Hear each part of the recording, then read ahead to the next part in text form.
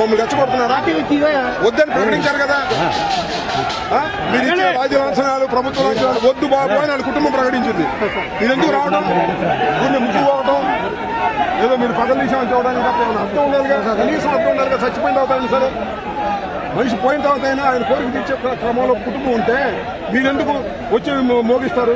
అవసరం మాకు వద్దు మా బాగా చెప్పారు.